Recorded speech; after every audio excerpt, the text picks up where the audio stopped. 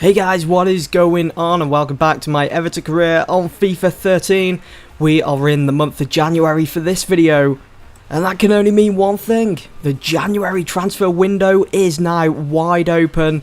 Players come and players go, but as I said in previous videos, I'm not going to be buying anyone in this January transfer window. I know I've always done that in every career that I've done on FIFA 13, but not this time around, I'm afraid.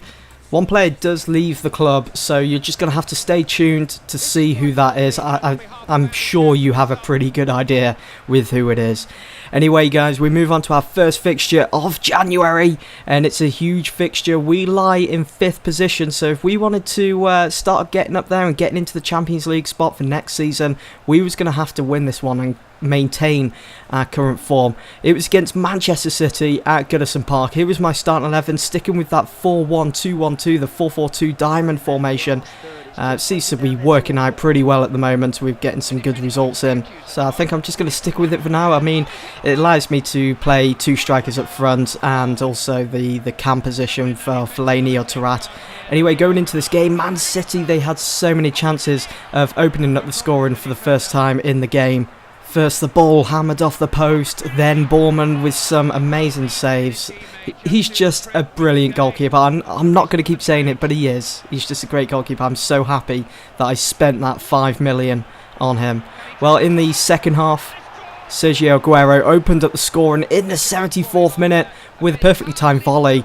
Borman couldn't do anything about that, I'm afraid. After Aguero got that first goal for City, it just gave him, as well as the team, a big confidence boost, and Aguero once again with another perfectly timed volley makes it 2-0 in the 90th minute.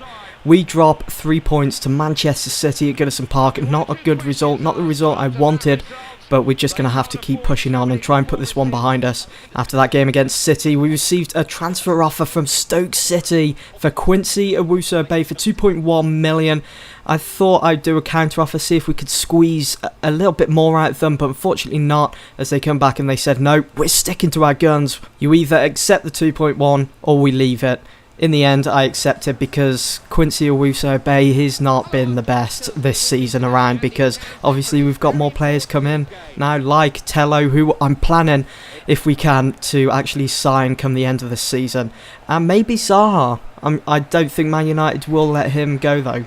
Anyway, we move on to our next fixture, and speaking of Man United, that's who we're playing. We're playing Old Trafford, my former side that I managed in my last career, guys, if you remember. Great memories, really enjoyed that. Here's my starting 11, again 4-4-2 diamond formation. We got Tarat, Jelavic and Darren Bent all starting up front, and I've got to say, I'm not going to spoil anything, but you've got to watch out for Jelavic, because in the next couple of videos or so his performances are just going to be top notch. That's all I'm saying. So just over 10 minutes gone of the game, we get a free kick 19 yards out. Tarat to take, hits it low and hard. Lindegaard saves it, just powers it away. But unfortunately for us, nothing comes of it. You will have noticed as well at the start of this game, I did start Zaha for this one. Now in real life that would never happen, because United, they always put a clause in the contract that the player is to never play against them whenever playing with another team whilst on loan. But I thought, why not? Let's take advantage of FIFA 13 and let's play Zaha, because he's been putting in some great performances recently. We could use that. We did get a penalty awarded us. Darren Bent steps up to take it, and he puts it just out. Well, it wasn't just over, he's well over. It's like a game of rugby. Don't know what's going on with Darren Bent at the moment. He's not really scoring as many goals as he was last season. He could have made it 1-0 to Everton there, and I just wanted to try and repeat our performance from this fixture from last season ago when we beat them 3-0 at Old Trafford. Doesn't happen very often, but it would have been nice. In the second half, United get a free kick. Van Persie floats it up into the box, looking for the head of Phil Jones, but Borman, the beast that he is, punches it out the area. The danger was still there, but we managed to hold out and clear that danger. But the full-time whistle came round pretty sharpish. The final score was 0-0 against Manchester United. I'll take that, but I did want the win. Take a look at this as well. The deal to sell Quincy Owusu-Abeyie to Stoke for 2.1 has been finalised. He will now be a Stoke player. He's no longer an Everton player. Au revoir, Quincy. Anyway, guys, we move on to our next fixture. 3 massive fixtures in a row. We had City, we had United, and now we have Arsenal in the FA Cup. that was my starting 11, and with this fixture, I wanted to try and get it finished before the second half began. I wanted to get 1, maybe 2 goals, and be nice and comfortable. Maybe even 3 goals would be enough to see us rise to the challenge of Arsenal and go through to that next round of the FA Cup. We was definitely well on our way, and we was in safe hands with this guy, this youngster, Hallam Hope. What a goal that was. Sat here playing the game, I felt like jumping up and doing the good old football celebration that you normally see with the t-shirt over the header. But what a great goal. The ball just sailed, it just floated in the air and settled nice and easy in that top right corner. Beautiful. After that goal went in though, it's as though Arsenal had just woken up. Click of a finger, that's it. Would there be a response? Yes, there was. Aaron Ramsey making it 1-1 in the 26th minute. Beautiful goal, to be fair. It was a nice little Di Canio volley into that bottom corner, beating Borman. And there was still plenty of time left until this game was finally over. So we had to work our ass off, get that second goal. Lovely bit of skill there from Zaha. Shame it didn't work out. But we just had to make sure that we could hold off Arsenal from getting another goal and maybe draw level, if we got one, of course. Monreal, I think that's how you pronounce it, I'm not too sure. He got that yellow card, well deserved, because he just stood there like a wall. He could see that Zaha was he was going to do a bit of skill here and there. He was just messing around with the ball, and it would have looked really nice if he pulled it off. But unfortunately, his skills didn't do anything for the team as we draw 1-1 with Arsenal, and I really didn't want that to happen, because now we've got to replay Arsenal in the FA Cup, and that was definitely not the result I was hoping for, because as I've already said, we've got to replay them. We have big fixtures coming up which we need to be concentrating on, especially in the Europa League. I want to be getting through to the next round. I want to be concentrating on that and getting through to the final and even winning that cup. So fatigue with some of the top players is going to be a bit low, but we've just got to try and maintain that. But because this is football, we have to keep moving on, as I've always said. I know I keep saying it, but it's so true. We do have to keep moving on and just focus on every game that comes. Anyway, our next fixture was against Aston Villa. They opened up the scoring with the only goal of the game in the 90th minute. Gabby Bonglahor squeezing that one past Borman, making it 1-0, and it was kind of scripted because I could get nowhere near that ball. It was as though the ball was magnetised to their feet. We had no chance really to defend that one.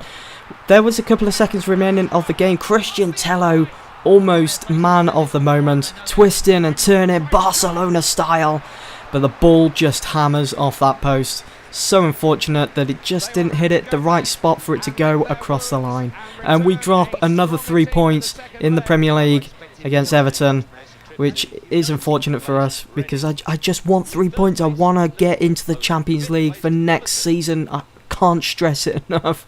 So I'm gonna have to be working my ass off now and make sure that we do get those wins. Look at that, Borussia Dortmund looking at bringing in Nasri and Paulinho to strengthen their squad. We received an offer for Tim Howard from QPR for 3.2 mil.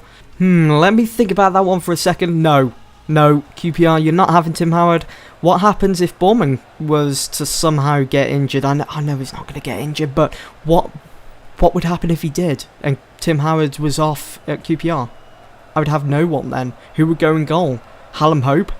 Anyway, guys, we move on to our next fixture. It's another big fixture. How many big fixtures are in this video alone? Wow. It was against Liverpool at Anfield, Everton's biggest rivals. That's right.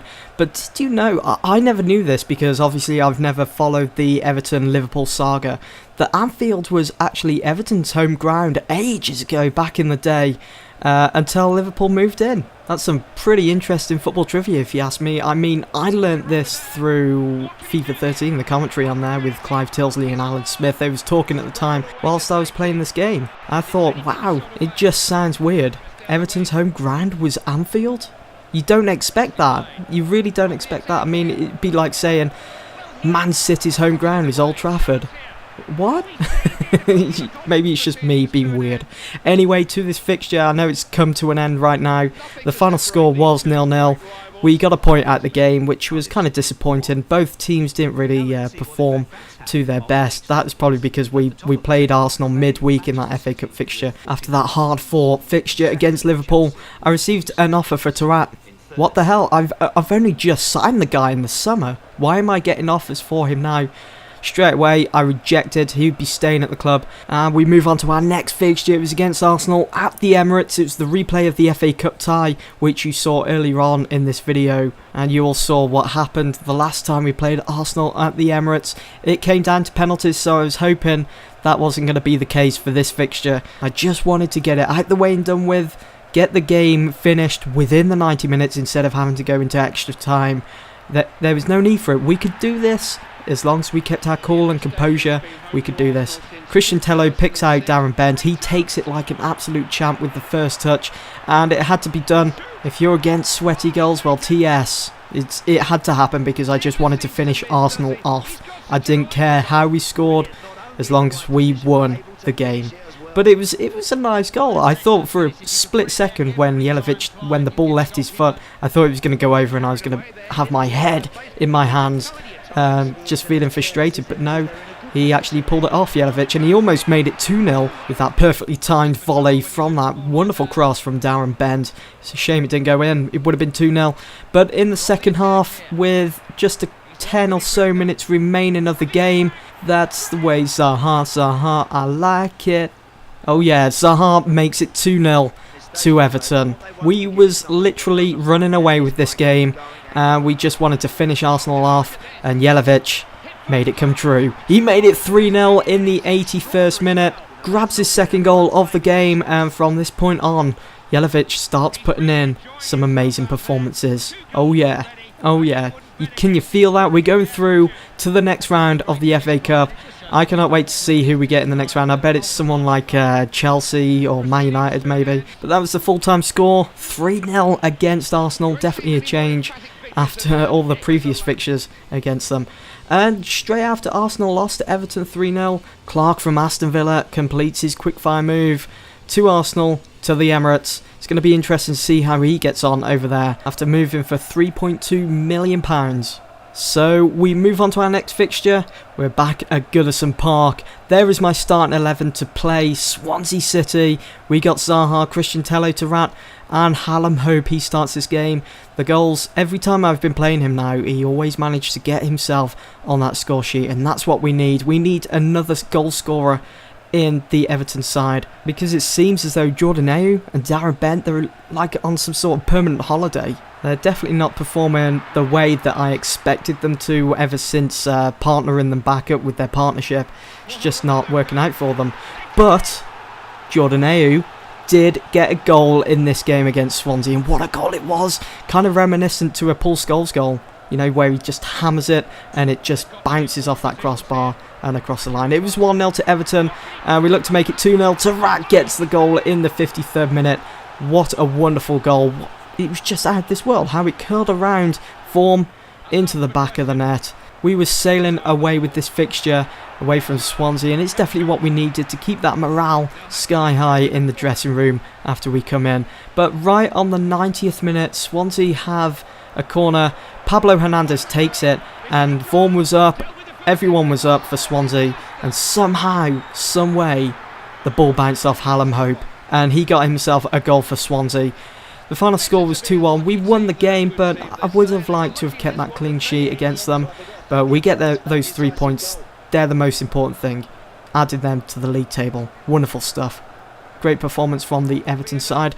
And we quickly move on to our next fixture. And I think I forgot to mention earlier on that this fixture against Aston Villa was indeed the semi-final. So that would mean there'd be 2 legs. This was the second leg against them. The previous leg, the first leg, we lost 1-0 to them at Goodison Park, if you remember, just a couple of minutes ago. So we had our work cut out. We had to make sure that we could win this. As Capital One Cup winners from last season, I wanted to beat them, go through to that next round. Well, go through to the final. What am I talking about? Not the next round. Go through to the final and lift it again. About 23 minutes into the game, Jordan Ayew makes it 1-0 to Everton and 1-1 on aggregate. Even though the goal was gaping, it was still a nice goal.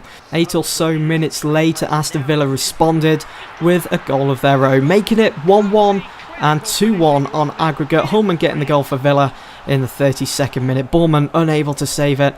And that's definitely not what we needed, was Villa getting a goal at all in this fixture.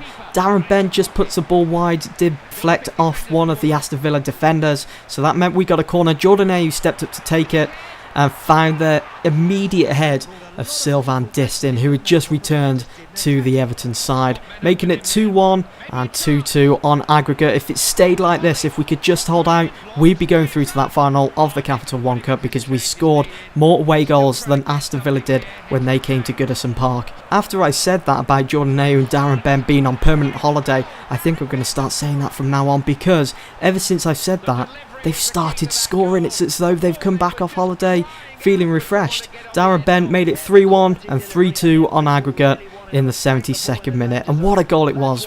Don't you guys think that was an amazing goal? Let me know in the comment section below. I thought it was pretty cool, just outside the box. And it just floats into the top corner. I thought it was going to go wide. And there we have it. There is the tournament tree of the Capital One Cup. Everton will be playing Chelsea in the final at Wembley. Guys, I want you to let me know in the comment section below whether you want to see the full fixture at Wembley against Chelsea with live commentary, or you just want to see highlights. Be sure to let me know. Anyway, this is transfer deadline day. Not much is happening, hence why I've speeded it up. And that, my friends, is the end of this episode. I do hope you've enjoyed. Do stay tuned for more, and I'll see you soon. Peace out.